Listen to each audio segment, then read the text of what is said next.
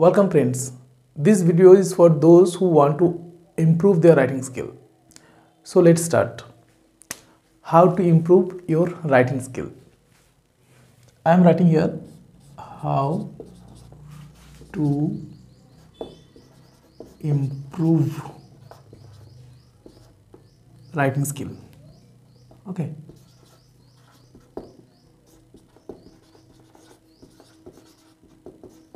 Writing skill মানে হচ্ছে লেখার দক্ষতা। তোমার লেখার দক্ষতার কতটা রয়েছে সেটা অনেক সময় ম্যাটার করে। কীরকম? এটার উপর ডিপেন্ড করেই তুমি কিন্তু পরীক্ষায় র্যাঙ্ক করবে, বিভিন্ন পরীক্ষায়। এখন বিভিন্ন পরীক্ষায় কী হয়েছে, মাল্টিপল চয়েস কোয়েশ্চেন হয়েছে, কিন্তু কিছু কিছু পরীক্ষা রয়েছে যেমন ইউপিএসসি, ডাব্লিউবিসিএস এর মেন্স, সেই পরীক্ষাতে লেখার ক্যাপাবিলিটি জাজ করা হয়। So it is better to improve your writing skill. দেখো, লেখা স্কিলটা কিন্তু একদিনে বা দুদিনে যে ওষুধ খেলাম আমি সেরে গেলাম এরকমটা নয়, ধীরে ধীরে ধীরে ধীরে ধীরে ধীরে হয়। তো আমি এখানে কিছু ফিউ টিপস প্রোভাইড করব, সেগুলো যদি তোমরা ফলো করতে পারো রেগুলার বেসিস, তাহলে কিন্তু তোমরা লেখার যে স্কিল, রাইটিং স্কিল, সেটা ইমপ্রুভ হয়ে যাবে তোমাদের। চলো স্টার্ট করি। Tips number 1, hand writing.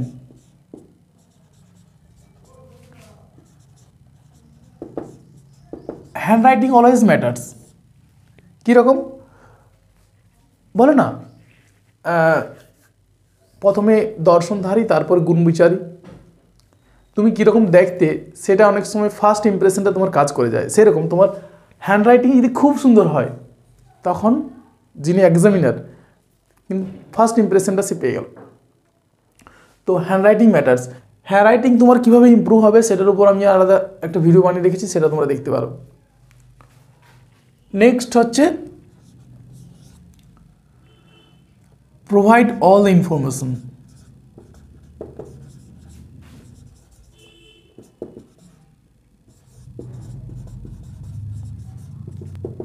All informations mean, যদি কোনো একটা ডকুমেন্টারি লিখছো সেক্ষেত্রে কীরকম হবে যে you have to answer whatever it's required. দেখো, who, what, which, why, how, এই কোশ্চেনগুলোর যেমন সকল অ্যান্সার সেই ডকুমেন্টারির মধ্যে থাকে, তাহলে কিন্তু তোমার সমস্ত ইনফরমেশান সেখানে প্রোভাইড করা হয়ে গেল। বোঝা গেল? তো remember this, writing skill improve করার 2 নম্বর যে টিপসটা, এটা খুবই ভাইটাল, কারণ তোমাকে খুব সুন্দর করে সেই ইনফরমেশনগুলো দিতে হবে। 3 নম্বর, হারমোনি। হারমোনি মানে হচ্ছে ঐকতান, বাংলায় ঐকতান বলি। তো হারমোনি মানে হচ্ছে তোমার যে লেখাটা হবে সেটা বিউটিফুল হবে। বিউটিফুল হচ্ছে, beauty is the matter of safe size and order. Beauty is the matter of shape, size and order. তুমি যে লিখছো সে লেখাটা কি লিখছো, যদি প্যারাগ্রাফ হয় একটা অনুচ্ছেদের মধ্যে হবে, যদি এসে রাইটিং হয় মোর দেন 1 প্যারা, অনেকগুলো অনুচ্ছেদ তার মধ্যে থাকবে। যদি লেটার রাইটিং হয় লেটার রাইটিংয়ের ফরম্যাটে হবে। যদি এসে রাইটিং বললাম এসে, যদি সেটা নোটিশ হয় নোটিশের মতো করে হবে। তো লেখার যে ফরম্যাটটা আছে সেই অনুসারে তোমাকে সেটা সুন্দরভাবে উপস্থাপন করতে হবে।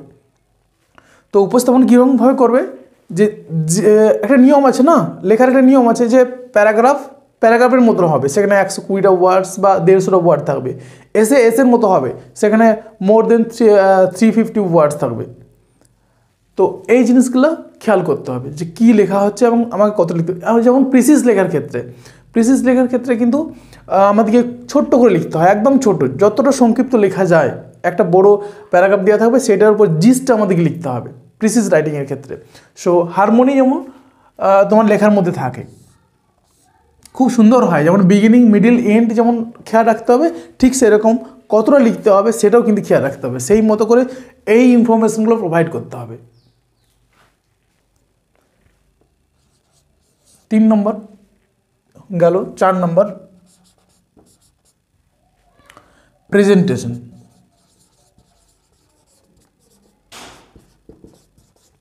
সুন্দর হ্যান্ডরাইটিং দিয়ে সমস্ত ইনফরমেশন দিয়ে তুমি হারমোনি প্রোভাইড করলে এবং সেটা কিভাবে তুমি প্রেজেন্টেশন করছো, মানে কি তার যে ল্যাঙ্গুয়েজ ব্যবহার করছো, ল্যাঙ্গুয়েজটা সেটা কিন্তু অনেকটা মাইনে রাখে। ল্যাঙ্গুয়েজটা কীরকম হচ্ছে? Language plays a vital role in your writing. Last but not the least is overall impression.